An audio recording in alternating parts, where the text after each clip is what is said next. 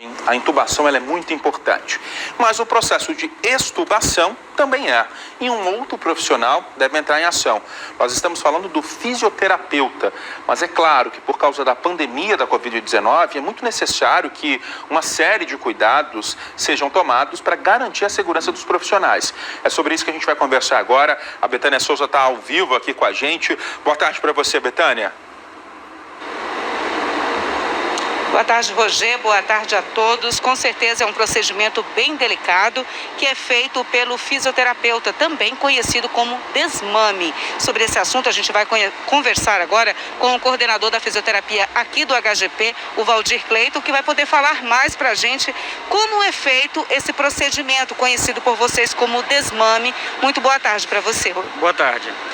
Primeiro, vale esclarecer que o paciente, quando ele entra no processo de ventilação artificial, que é o ventilador mecânico, a partir desse momento é para estabilizar uma função dele, que normalmente é fazer a função do pulmão. Quando se observa a melhora desse quadro, a partir desse momento, onde diminui droga, diminui parâmetro, se inicia o desmame.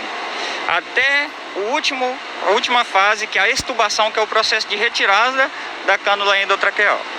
E nesse procedimento, a gente está falando de pandemia, de Covid-19, que é altamente transmissível. Como é que é o cuidado que vocês têm com vocês e também com o paciente? Quando se vai pensar em qualquer procedimento, a gente precisa primeiro a segurança do profissional, né? E o profissional, o fisioterapeuta, a gente é treinado para usar os EPIs adequados, para minimizar os riscos. Então, a gente utilizar os EPIs adequados com a técnica certa, o risco é mínimo. Valdir, e é um procedimento delicado, como já disse, o paciente por vezes fica 10, 20, mais dias, né, entubado, e para garantir que ele volte a respirar normal, o fisioterapeuta também ele é muito importante, porque ele começa um novo procedimento, né? O fisioterapeuta ele é muito importante nesse processo, desde a entrada à saída do doente. E ele tem um papel fundamental que é retorno da função desse paciente.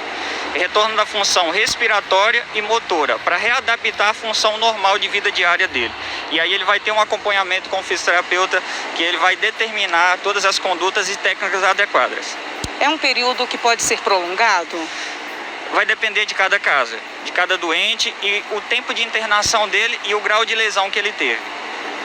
É só avaliando cada caso para determinar o tempo de retorno à atividade de vida diária.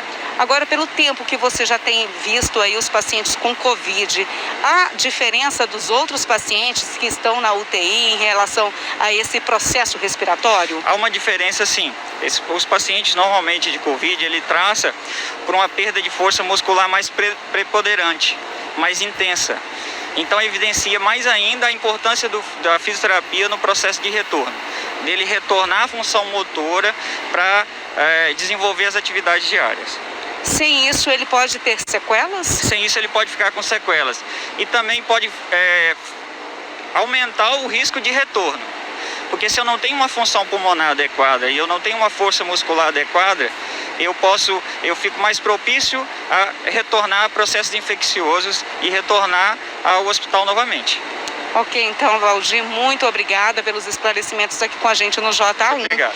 Então tá aí, Roger, com certeza é um procedimento muito delicado que deve ter a presença do fisioterapeuta, é ele que faz esse procedimento de desmame e o paciente ele deve passar por isso para evitar sequelas futuras. Roger, com você. Obrigado, tá, Betânia. Curiosidades desse momento que a gente está vivendo, né? É importante a gente saber como é que funciona tudo isso.